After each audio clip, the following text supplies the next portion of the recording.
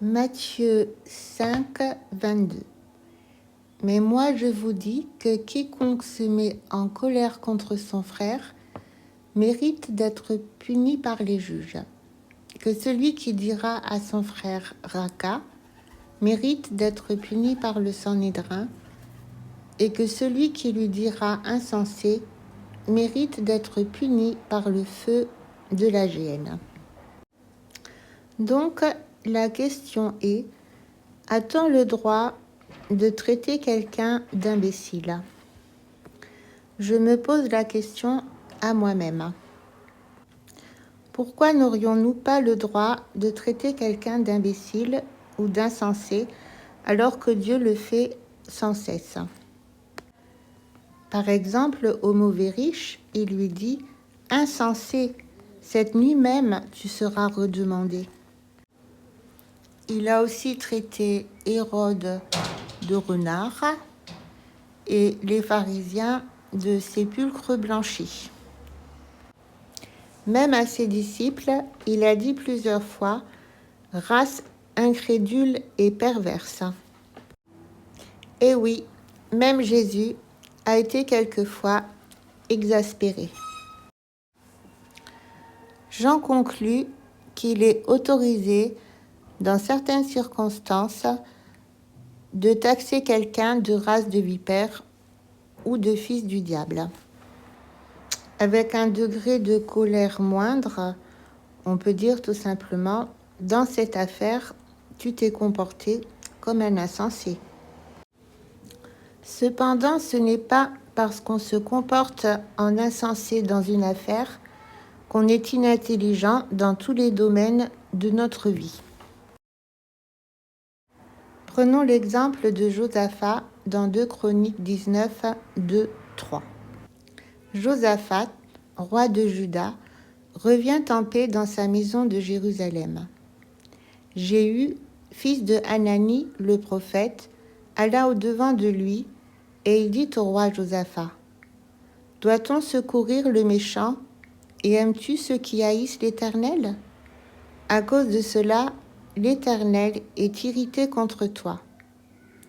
Mais il s'est trouvé de bonnes choses en toi, car tu as fait disparaître du pays les idoles, et tu as appliqué ton cœur à chercher Dieu. » Nous sommes tous quelque part des Josaphat. Et Dieu est obligé de nous reprendre sur les points où nous nous sommes comportés comme des imbéciles. Cependant, Dieu relève aussi les bonnes choses qui sont en nous.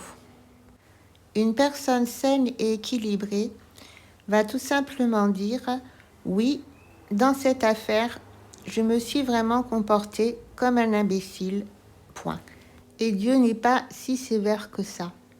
Il préfère se souvenir des bonnes choses qu'il a trouvées en nous. Nous ferions bien d'ailleurs d'agir de même.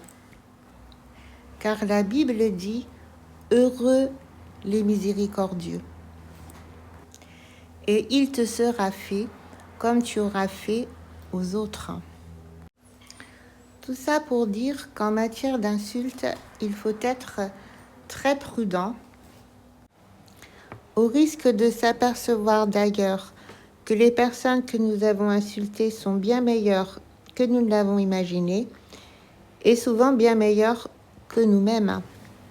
Cela dit, une petite insulte de temps en temps, ça fait du bien. Ce n'est pas la peine de trop s'accuser non plus, du moment que ce n'est pas une habitude. Et je conseille aux personnes insultées de faire preuve de la même sagesse et de ne pas prendre trop à cœur les remarques qui sont faites à leur sujet. Personnellement, je respecte une règle de prudence. Quand je vis quelque part, je me dis que je ne vais pas avoir affaire à des imbéciles. Et quand on fait cela, on se rend compte que la majorité des gens prennent plus plaisir à l'intelligence qu'à la bêtise. Et que le seul fait qu'on ne les soupçonne pas d'être bêtes les soulage énormément. On constate aussi qu'entre gens intelligents et satisfaits de s'apercevoir qu'on ne les prend pas pour des idiots, il y a relativement peu de conflits.